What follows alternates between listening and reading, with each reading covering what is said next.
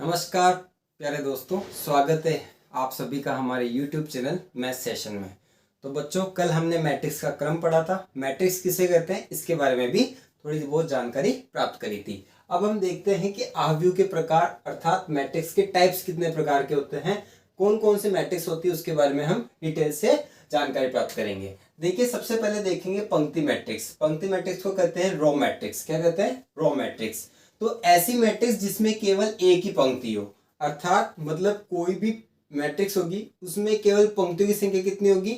एक होगी। कॉलम कितने भी हो सकते हैं लेकिन पंक्ति केवल एक ही होगी। तो सीधी सीधी सी नॉर्मल चीज में एक डेफिनेशन हमेशा याद रखनी है, ऐसी मैट्रिक्स जिसमें केवल एक पंक्ति हो। अब अगर मैं देखता हूं कि मैट्रिक्स को हम A बराबर AIJ और M इंटू N क्रम की मैट्रिक्स होती है तो उसको इस प्रकार से डिनोट करते हैं। ये मैंने कल बताया था आपको। तो AIJ जो है M इंटू N क्रम की एक मैट्रिक्स है। अगर मैं M बराबर अगर एक लिख दूं, M बराबर कितना ले लूं? एक ले लूं, तो इस मैट्रिक्स को हम क्या कह देंगे? इस प्रकार की मैट्रिक्स जो बनेगी उससे क्या कहेंगे? हम ये पंक्ति मैट्रिक्स कहेंगे, क्योंकि यहाँ पर M देखो, M पंक्तियों की संख्या कितनी है? एक है, और स्तंभ कितने भी हो सकते हैं, कोई जरूरी नहीं है। ये निश्चित नहीं करता कि स्तंभ की संख्या भी एक ही हो, ऐसा कुछ नहीं है। आराम से अगर पंक्ति की संख्या एक है तो स्तंभों की संख्या कितनी भी हो सकती है। यही जो मैट्रिक्स होती है वो क्या होती है? पंक्ति मैट्रिक्स होती है। अब जैसे कुछ एग्जांपल लेते हैं। मान लीजिए कि जैसे 1 2, क्या ये पंक्ति मैट्रिक्स है? बिल्कुल है, क्योंकि यहाँ पे देखो एक ही पंक्ति आ रही है और जबकि स्तंभ कितने आ रहे हैं? 2 आ रहे हैं। ऐसे अगर देख लो, जैसे मैं बोलता हूँ 1 - 2 और ये 3, जैसे ये कोई मैट्रिक्स है। अब इसमें देखो आप, पंक्ति तो एक ही आ रही है लेकिन स्तंभ 3 आ रहे हैं। तो ये सब किसके प्रकार है? मैट्रिक्स के। कौन से मैट्रिक्स है? पंक्ति मैट्रिक्स। मतलब सीधी सीधी सी परिभाषा एक ही है जिसमें पंक्तियों की संख्या सिर्फ एक हो। कितनी हो? एक हो। तो ऐसे मैट्रिक्स को हम क्या कहते हैं? पंक्ति मैट्रिक्स कहते हैं। तो बच्चों, इस चीज को नोट डाउन कीजिए, फिर नेक्स्ट मैट्रिक्स के बारे में पढ़ते हैं। तो देखिए बच्चों, अगली मैट्रिक्स स्तंभ मैट्रिक्स। स्तंभ मैट्रिक्स में क्या होता है? इसे हम कॉलम मैट्रिक्स भी कहते हैं। मतलब ऐसी मैट्रिक्स जिसमें केवल एक स्तंभ हो, एक कॉलम होना चाहिए, केवल मात्र एक ही कॉलम होना चाहिए। पंक्ति मैट्रिक्स में केवल एक ही पंक्ति होनी चाहिए और कॉलम में मैट्रिक्स में सिर्फ एक ही कॉलम होना चाहिए, या फिर स्तंभ मैट्रिक्स में केवल एक ही स्तंभ होना चाहिए। जैसे मान लेते हैं कोई x एक मैट्रिक्स है AIJ और M इंटू N क्रम की एक मैट्रिक्स है। अगर मैं यहाँ पर कॉलम जो है स्तंभ की जगह n बराबर 1 ले लेता हूँ तो यहाँ पर जो मुझे ये मैट्रिक्स जो प्राप्त होती है वो क्या कहलाती है? कॉलम मैट्रिक्स प्राप्त होती है। इसका अगर क्रम पूछ लेवे तो क्रम क्या होता है स्तंभ मैट्रिक्स का? स्तंभ मैट्रिक्स का क्रम होता है M इंटू 1, मतलब जिसमें स्तंभों की संख्या तो क्या होगी? 1 होगी और पंक्तियों की संख्या M होगी। अब जैसे कुछ एग्जाम्पल देखते हैं हम। एग्जाम्पल जैसे देखें, जैसे ABC। अब इसमें देखिए, इस पंक्तियों की संख्या 1 2 और 3, लेकिन स्तंभों की संख्या केवल एक ही है। तो ये कौन सी मैट्रिक्स हो गई? ये मैट्रिक्स हो गई आपकी स्तंभ मैट्रिक्स या फिर कॉलम मैट्रिक्स। जैसे मैंने बोला -4 3 2 -1, ये एक मैट्रिक्स है। इसमें देखिए पंक्तियों की संख्या कितनी हो गई? 4, लेकिन स्तंभ कितना है? 1 है। तो ये भी क्या है? एक कॉलम मैट्रिक्स है। ये भी क्या है? कॉलम मैट्रिक्स है। हमेशा ध्यान रखिए, कॉलम में पंक्तियों की संख्या ही चेंज होती है, जबकि स्तंभ कॉलम मैट्रिक्स में पंक्ति की संख्या चेंज होती है। लेकिन अगर पंक्ति मैट्रिक्स देख ले तो उसमें केवल और केवल स्तंभों की संख्या चेंज होती है, बल्कि पंक्ति की संख्या केवल एक ही रहती है। जबकि स्तंभ मैट्रिक्स में क्या होता है कि स्तंभों की संख्या तो एक ही रहेगी लेकिन पंक्तियों की संख्या चेंज होती जाएगी। ये निश्चित ध्यान रखें आप। तो दूसरी चीज, एक और एग्जांपल ले लेते हैं। जैसे मान लीजिए कि मैंने लिया ACDEF। तो देखिए, इसमें ये मैट्रिक्स का अगर मैं क्रम देखूं तो कितना हो जाएगा? ये हो जाएगा 5 5 तो पंक्ति और एक स्तंभ। ये सब मैट्रिक्स का जो प्रकार होता है वो कौन सा होता है? स्तंभ मैट्रिक्स होता है। क्या होता है बच्चों? स्तंभ मैट्रिक्स, पंक्ति मैट्रिक्स जिसमें केवल एक ही पंक्ति हो, स्तंभ मैट्रिक्स जिसमें केवल एक ही स्तंभ हो। और बाकी इसको नोट डाउन कीजिए और बाकी हम देखते हैं नेक्स्ट।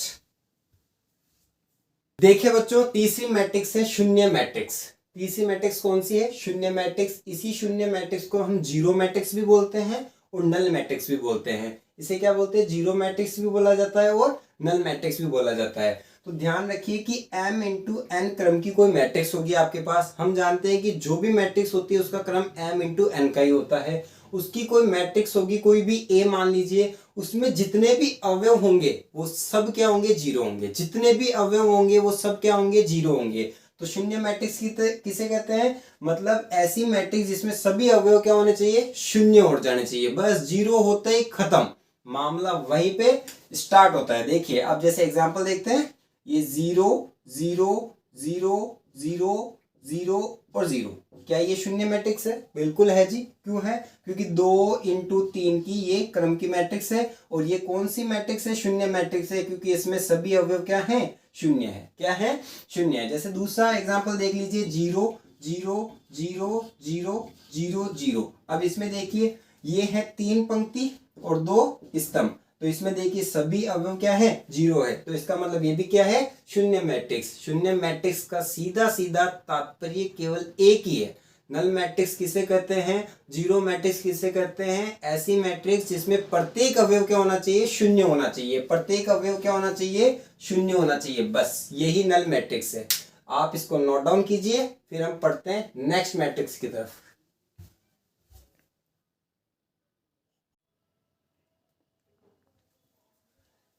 देखिए बच्चों, चौथी मैट्रिक्स हम देखते हैं स्क्वायर मैट्रिक्स या फिर वर्ग मैट्रिक्स। देखिए वर्ग मैट्रिक्स क्या होता है। वर्ग मैट्रिक्स, स्क्वायर मैट्रिक्स, सीधी सीधी और सिंपल परिभाषा है। ऐसी मैट्रिक्स जिसमें पंक्तियों की संख्या और स्तंभों की संख्या क्या होनी चाहिए, बराबर होनी चाहिए।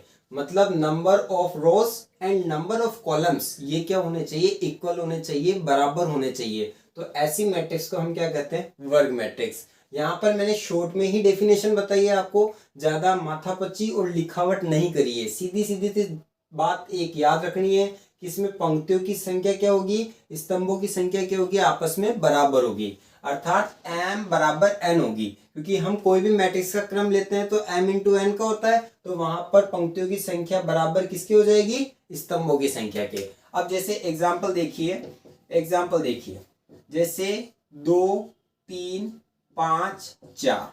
अब देखिए इसमें पंक्तियों की संख्या कितनी है, 2, और स्तंभों की संख्या भी कितनी है, 2। तो 2 इंटू 2 क्रम की क्या हो गई है, वर्ग मैट्रिक्स हो गई। क्या हो गई है, वर्ग मैट्रिक्स। अब जैसे देख लेते हैं एक और, A B C E F G H I J, जैसे ये कोई मैट्रिक्स है। अब देखिए इसमें 3 ही तो पंक्ति है और 3 ही स्तंभ है, तो इसका मतलब ये क्या हो गई, ये भी एक वर्ग मैट्रिक्स हो गई। ध्यान रखना, वर्ग मैट्रिक्स में अवयव का बराबर होना जरूरी नहीं है। अवयव से हमें कोई मतलब नहीं है, कोई लेना देना नहीं है। हमारा मतलब केवल और केवल पंक्ति और स्तंभ से है। अर्थात पंक्ति और स्तंभ क्या होने चाहिए, बराबर होने चाहिए। अच्छा देखा, एक एग्जांपल आप बताइए। जैसे मैंने बोला कि 2 3 4 5 6 8, क्या ये एक वर्ग मैट्रिक्स है? नहीं है, क्योंकि इसमें देखिए पंक्तियों की संख्या 2 आ रही है, स्तंभों की संख्या 3 आ रही है। अब देखो पंक्तियों की संख्या और स्तंभों की संख्या क्या बराबर आ रही है, तो इसका मतलब ये वर्ग मैट्रिक्स नहीं है। वर्ग मैट्रिक्स वही मैट्रिक्स होगी जिसमें पंक्तियों की संख्या और स्तंभों की संख्या आपस में बराबर होगी। इसको नोट डाउन कीजिए, फिर हम अगली मैट्रिक्स के बारे में डिस्कस करते हैं।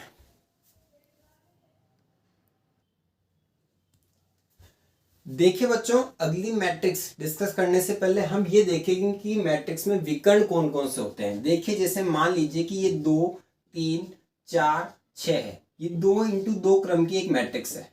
तो इसमें हमें मैट्रिक्स में हमको विकर्ण देखने हैं, तो सिर्फ ये वाला ही इसका मुख्य विकर्ण कहलाता है। क्या कहलाता है, ये वाला ही केवल इसका मुख्य विकर्ण कहलाएगा। अब जैसे 3 इंटू 3 की कोई मैट्रिक्स देखते हैं, जैसे -1 -3 2 5 4 6 7 8 -6, जैसे ये है, ये कोई मैट्रिक्स है 3 इंटू 3 क्रम की। अब अगर मैं इसका मुख्य विकर्ण देखूं तो केवल ये वाला क्या होगा, केवल ये वाला होगा, ये मुख्य विकर्ण होगा। ये वाला मुख्य विकर्ण नहीं होगा बच्चों। क्यों, हम ये नहीं मानते हैं। मैट्रिक्स में मुख्य विकर्ण केवल इस साइड का होता है। तो मैट्रिक्स में आपको ध्यान रखना है कि मुख्य विकर्ण की जब भी बात करें तो केवल इस साइड का देखना है। किस साइड का देखना है, इस साइड का देखना है। तो ये मुख्य विकर्ण होता है। अब इसके बाद हम देखेंगे कि विकर्ण मैट्रिक्स क्या होती है, उसके बारे में डिस्कस करेंगे। इस चीज को जानना था इसलिए बताया आपको, है ना। अब देखते हैं नेक्स्ट, देखेंगे विकर्ण मैट्रिक्स। मतलब डायगोनल मैट्रिक्स, ऐसी मैट्रिक्स जिसमें मुख्य विकर्ण के अलावा शेष सभी अवयव क्या होने चाहिए, शून्य होने चाहिए।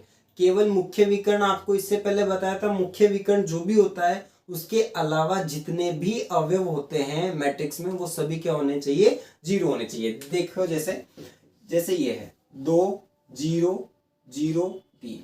अब देखो इसमें ये मुख्य विकर्ण हो गया, इस मुख्य विकर्ण के अलावा जितने भी अवयव हैं, देखो ये क्या है, दोनों आपस में 0 0 है, तो ये 2 इंटू 2 क्रम की विकर्ण मैट्रिक्स हो गई। तो 2 कोटि की विकर्ण मैट्रिक्स, 2 कोटि की विकर्ण मैट्रिक्स क्या हो गई, ये 2 कोटि की विकर्ण मैट्रिक्स। अब जैसे मैंने एक और चीज देखते हैं यहाँ पे, जैसे मैंने बोला कि ये है जैसे 2, क्या ये एक विकर्ण मैट्रिक्स है, बिल्कुल है।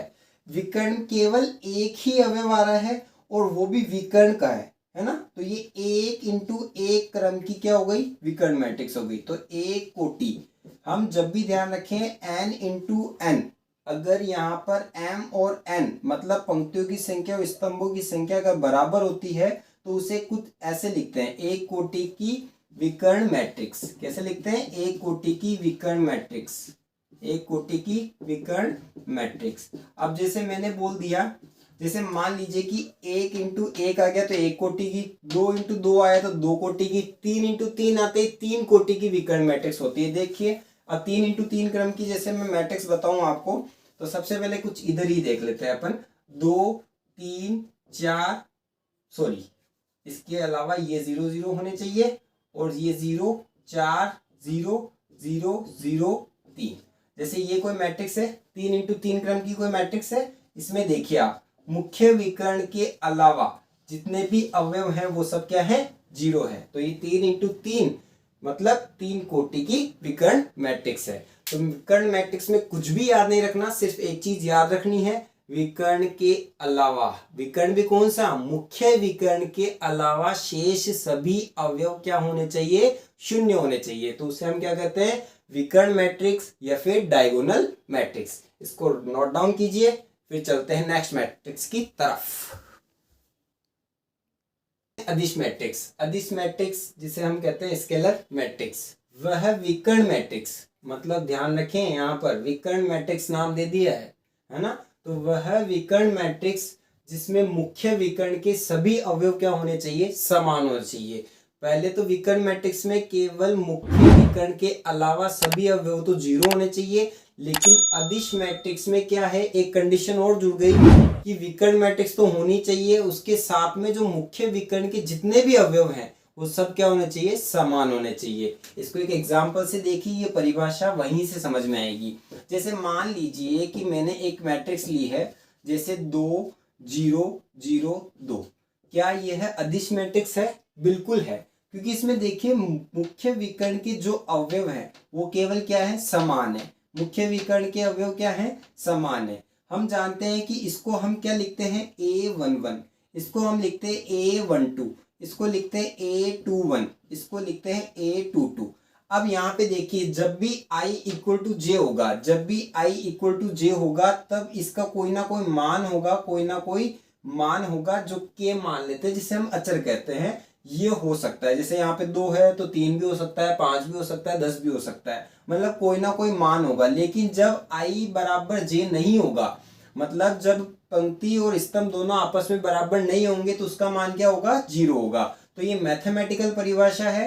तो ये समझना है, जब पंक्ति और स्तंभ आपस में बराबर हो तब यहाँ पर जो भी अवयव आएगा वो हमेशा सेम आएगा, और जब पंक्ति और स्तंभ आपस में बराबर नहीं हो तो उसका मान क्या आएगा, 0 आएगा। तो ये 2 इंटू 2 क्रम की क्या हो गई, विकर्ण नहीं, अदिश मैट्रिक्स हो गई, क्योंकि विकर्ण मैट्रिक्स तो होती है पर अदिश मैट्रिक्स भी है ये।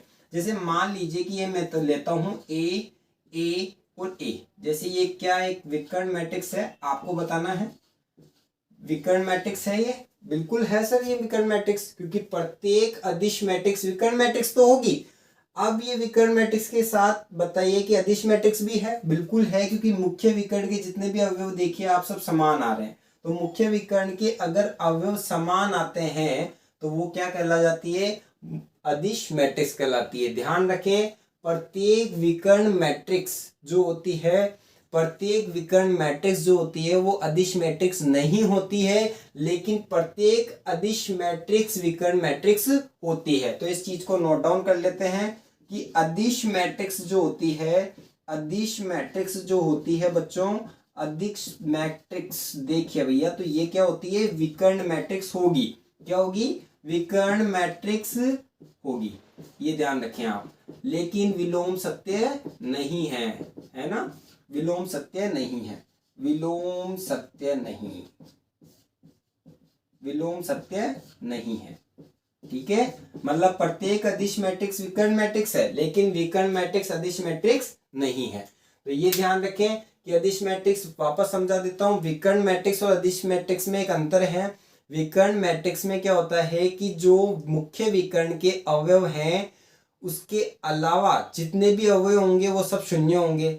दूसरी अदिश मैट्रिक्स में मुख्य विकर्ण के अलावा सभी अवयव शून्य तो होंगे ही होंगे, लेकिन मुख्य विकर्ण के जो अवयव होंगे वो भी क्या होंगे, समान होंगे। कैसे होंगे जी, समान होंगे। आई इक्वल टू जे बराबर, यही तो शो कर रहा है कि कोई ना कोई मान होगा, कोई ना कोई एक फिक्स वैल्यू होगी। देखिए आप इसमें, है ना। ऐसे 4x4 में भी देखेंगे तो मुख्य विकर्ण के अवयव क्या आएंगे, समान ही आएंगे। तो ये ध्यान रखें, ये होती है अदिश मैट्रिक्स की कहानी। अब हम देखते हैं नेक्स्ट मैट्रिक्स।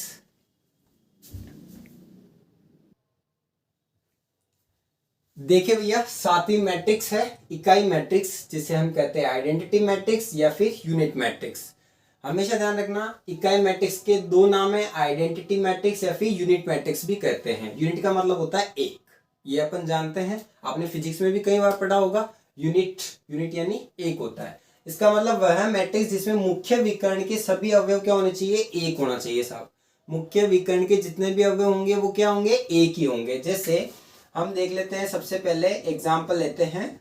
जैसे मैंने बोल दिया कि 1 0 0 1, क्या यह एक इकाई मैट्रिक्स है? बिल्कुल है, क्योंकि इसमें देखिए मुख्य विकर्ण के जो अवयव हैं वो क्या हैं, एक और एक है। क्या है, एक और एक है। तो मुख्य विकर्ण का जो भी अवयव होंगे, जितने भी अवयव होंगे वो क्या होंगे, एक होंगे। जैसे 2, ये तो 2 × 2 की है। अब मान लीजिए जैसे मैंने 3 × 3 की ली, 1 0 0 0 1 0 0 0 1, तो ये क्या विकर्ण, ये इकाई मैट्रिक्स है? बिल्कुल है, क्योंकि मुख्य विकर्ण के जो भी अवयव हैं देखिए सब इकाई है, केवल एक ही है। तो ये 3 × 3 क्रम की इकाई मैट्रिक्स हो गई। जैसे एक और लेते हैं 4 × 4 क्रम की, 1 0 0 0 0 1 0 0 0 0 1 0, और एक और ले लेते हैं 0 0 0 1। क्या ये है 4 × 4 क्रम की इकाई मैट्रिक्स है? बिल्कुल है सर। क्यों? क्योंकि मुख्य विकर्ण के सभी अवयव क्या आ रहे हैं, एक आ रहे हैं। अब ध्यान रखना, जो भी अदिश मैट्रिक्स में क्या होते हैं, विकर्ण के जो मुख्य विकर्ण के अवयव वो समान आते हैं। तो देखिए प्रत्येक इकाई मैट्रिक्स क्या होती है, अदिश मैट्रिक्स होती है। क्या होती है, अदिश मैट्रिक्स होती है। और हम जानते हैं, आसानी से देख भी पा रहे हैं कि इकाई मैट्रिक्स विकर्ण मैट्रिक्स तो होगी, साथ में अदिश मैट्रिक्स भी होती है, क्योंकि देखिए मुख्य विकर्ण के सभी अवयव क्या आ रहे हैं, समान आ रहे हैं। तो यहाँ पे एक चीज लिख लेते हैं कि प्रत्येक इकाई मैट्रिक्स क्या होती है, प्रत्येक इकाई मैट्रिक्स अदिश मैट्रिक्स होती है। अदिश मैट्रिक्स होगी तो भैया क्या होगा, विकर्ण मैट्रिक्स तो ऑब्वियसली बात होना ही होना है ना। तो अदिश मैट्रिक्स होती है। तो ये चीज आपको थोड़ा सा ध्यान रखना है ना। ओके, इसको अब देखते हैं। दूसरी चीज IN से दर्शाते हैं। IN का मतलब होता है n क्रम की कोटि। n क्रम की कोटि का मतलब जैसे 2 है तो I2 को ये I2 हो जाएगी। अगर मैं I3 देखूं तो ये I3 हो जाएगी। मतलब इसको अगर मैं शो करूं तो ये तो हो जाएगी I2, ये हो जाएगी I3 और ये हो जाएगी I4। तो 4 क्रम की इकाई मैट्रिक्स है। तो इसको नोट डाउन कीजिए, फिर हम बढ़ते हैं नेक्स्ट मैट्रिक्स की तरफ। ओके, देखिए नेक्स्ट 8वें नंबर की मैट्रिक्स है त्रिभुजाकार मैट्रिक्स, जिसे हम कहते हैं ट्रायंगुलर मैट्रिक्स। त्रिभुजाकार मैट्रिक्स क्या होती है वो देखिए। इसके दो पार्ट होते हैं। पहला पार्ट होता है ऊपरी ट्रायंगुलर मैट्रिक्स, दूसरा पार्ट होता है निम्न ट्रायंगुलर मैट्रिक्स।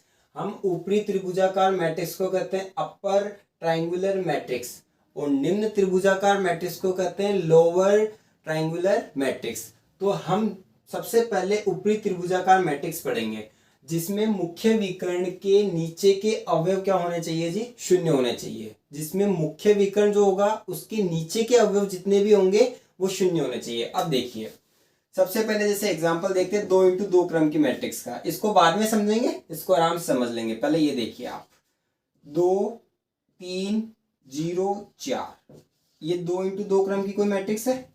इसमें मुख्य विकर्ण देखिए, ये मुख्य विकर्ण है, इसके नीचे वाले जैसे अवयव, इससे नीचे वाले जो अवयव हैं देखो 0 है ना। तो ये 2x2 क्रम की मैट्रिक्स हो गई। और कौन सी हो गई, ऊपरी त्रिभुजाकार मैट्रिक्स, अपर ट्रायंगुलर मैट्रिक्स हो गई। जैसे आप देखिए, जैसे मैंने बोला 3x3 क्रम की कोई मैट्रिक्स लेते हैं, 3 4 2 5, ये 0 आ जाएगा यहाँ पर, 5 3 0 0 6। अब देखिए ये 3x3 क्रम की कोई एक मैट्रिक्स है, जिसमें मुख्य विकर्ण के जितने भी नीचे अवयव आ रहे हैं वो देखिए क्या आ रहे हैं, 0 आ रहे हैं। क्या आ रहे हैं, 0 आ रहे हैं। अब थोड़ी इस परिभाषा को भी हम समझते हैं। देखिए ये बोल रहा है कि एक मैट्रिक्स है जो इस प्रकार की शक्ल की होती है। मैंने आपको पहले बोला था ये शक्ल हमेशा ध्यान रखनी है अपन को, जिसमें ए आई जे बराबर क्या होती है, 0 होगा। कब होगा, जब आई जो होगा वो जे से बड़ा होगा। अब इसको देखिए थोड़ा सा, इसको मैं डिस्क्राइब करता हूँ, देखो कैसे करते हैं। जैसे मान लो कि ये A11 होता है, A12 होता है, A13 होता है, A21 होता है, A22 होता है, A23 होता है, A31 होता है, A32 होता है और A33 होता है। अब देखिए इसमें देखो जब भी आई का मान जो बड़ा हो रहा है, जैसे आई का मतलब जैसे ये वाली देखिए, यहाँ पे आई का मान है जो जैसे बड़ा है, यहाँ पे देखिए आई का मान जैसे बड़ा है, यहाँ पर आई का मान जैसे बड़ा है। तो यहाँ पे देखिए इन तीनों अवयव की जगह देखिए 0 0 0 ही आ रहा है। तो मतलब कहने का मतलब जब आई का मान जब भी बड़ा होगा ना जैसे, तो इसका मतलब वहां पे क्या आ जाएगा, 0 0 आ जाएंगे। तो इसकी परिभाषा क्या हो गई, मुख्य विकर्ण के जितने भी नीचे अवयव होंगे वो सब क्या होंगे, शून्य होंगे। और इसी मैट्रिक्स को हम क्या कहेंगे, ऊपरी त्रिभुजाकार मैट्रिक्स, अपर ट्रायंगुलर मैट्रिक्स, जो आराम से आसानी से समझ में आ गई होगी। एक और एग्जांपल ले लेते हैं। जैसे मान लीजिए कि 4x4 क्रम की कोई मैट्रिक्स लेता हूं मैं, जैसे GABCD 0EFG, फिर 0 0HI, फिर 0 0 0M। अब इसमें देखिए आप 4x4 क्रम की कोई मैट्रिक्स है ये। अब इसमें देखिए मुख्य विकर्ण के नीचे के अवयव क्या हैं, ये क्या है, शून्य है। और इस मैथमेटिक्स परिभाषा से देखें तो यहाँ पे क्या आएगा, A21 आएगा। 2 क्या है, I है, 1 क्या है, J है। देखो I बड़ा है J से, और I जैसे बड़ा होता है तो हम क्या बोलते हैं, ये क्या हो जाएंगे, 0 हो जाएंगे। इसमें देख लो सब में जितने भी एलिमेंट है ना, ये सब I है उसमें बड़ा है, I क्या है उसमें बड़ा है। तो ये क्या हो जाएगी, ये मैट्रिक्स क्या हो जाएगी, ये तो 2x2 क्रम की ऊपरी त्रिभुजाकार मैट्रिक्स, ये 3 कोटि की ऊपरी त्रिभुजाकार मैट्रिक्स, और ये 4 कोटि की ऊपरी त्रिभुजाकार मैट्रिक्स। अब देखते हैं निम्न त्रिभुजाकार मैट्रिक्स, इसको नोट डाउन कीजिए।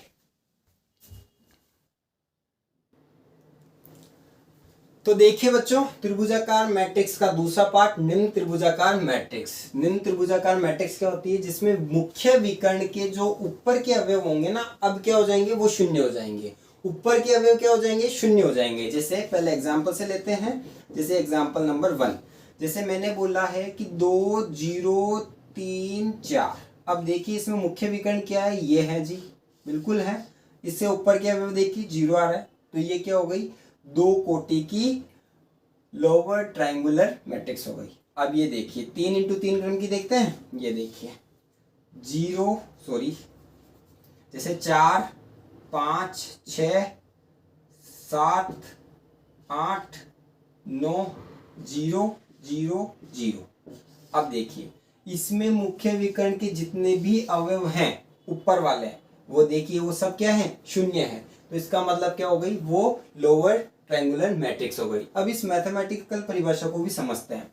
वापस देखेंगे अपन, वापस ऐसी ही कोई एक बनाते हैं matrix A11 A12 A13 A21 A22 A23 A31 A32 A3 3। अब देखिए बच्चों, इसमें देखिए जब भी J जो है, जब भी J बड़ा होगा, इसमें देखो आप ये वाला अवयव पकड़ते हैं, इसमें देखो J बड़ा है 2 है और इसमें I कितना है 1 है, तो इसका मतलब क्या है, ये ऊपर वाला जो अवयव है 0 है। ये देखिए इसमें भी सेम यही प्रोसेस है, इसमें भी सेम यही प्रोसेस है। मुख्य विकर्ण को नहीं देखना है, इससे नीचे वाले में देखिए इनके मान क्या है, ये कुछ ना कुछ मान दिए हुए हैं। मतलब जब भी I का मान जो होगा वो J जो है J से छोटा होगा तो Aij बराबर क्या हो जाएगा, वहां पे 0। तो इस वाली मैट्रिक्स को तो हम क्या कहते हैं, ये क्या कहलाती है, आपके निम्न त्रिभुजाकार मैट्रिक्स। आगे बात समझ में, तो इसको नोट डाउन कीजिए, फिर हम नेक्स्ट टॉपिक की ओर बढ़ते हैं।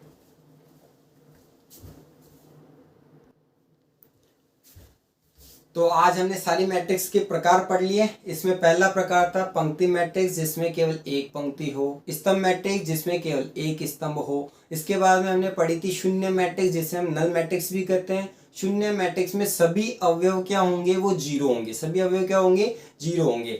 इसके बाद हमने पढ़ी थी विकर्ण मैट्रिक्स। विकर्ण मैट्रिक्स में क्या होगा, जितने भी मुख्य विकर्ण के अलावा जितने भी अवयव होंगे वो सब क्या होंगे, 0 होंगे। इससे पहले हमने वर्ग मैट्रिक्स के बारे में भी देखा था जिसमें पंक्तियों की संख्या और स्तंभों की संख्या क्या थी, आपस में बराबर होती थी। इसके बाद हमने देखा अदिश मैट्रिक्स क्या होती है, मुख्य विकर्ण के जितने भी अवयव होंगे वह समान होंगे और जो मुख्य विकर्ण के अलावा जितने भी अवयव होंगे वो सब 0 और 0 होंगे। इसके बाद में हमने जो मैट्रिक्स पढ़ी थी वो मैट्रिक्स पढ़ी थी इकाई मैट्रिक्स, जिसे हम यूनिट मैट्रिक्स भी कहते थे।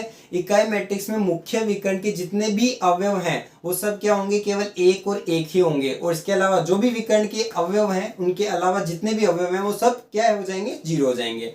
इसके बाद हमने देखी त्रिभुजाकार मैट्रिक्स जिसमें 2 प्रकार देखे थे, अपर ट्रायंगुलर मैट्रिक्स मतलब ऊपरी त्रिभुजाकार मैट्रिक्स, एक देखी थी निम्न त्रिभुजाकार मैट्रिक्स जिसमें लोअर ट्रायंगुलर मैट्रिक्स देखा था। इसमें ऊपरी त्रिभुजाकार मैट्रिक्स में जो मुख्य विकर्ण के नीचे वाले अवयव होंगे वो 0 हो जाएंगे, और निम्न त्रिभुजाकार मैट्रिक्स में जो मुख्य विकर्ण के ऊपर वाले जो अवयव होंगे वो 0 हो जाएंगे। इस प्रकार हमने आज मैट्रिक्स के सारे टाइप्स देखे हैं। आपको वीडियो पसंद आया हो तो इसे लाइक करें, शेयर करें और चैनल को सब्सक्राइब कर लें ताकि आने वाले जो भी नोटिफिकेशन है वो आपको प्राप्त होवे। जय हिंद, जय भारत।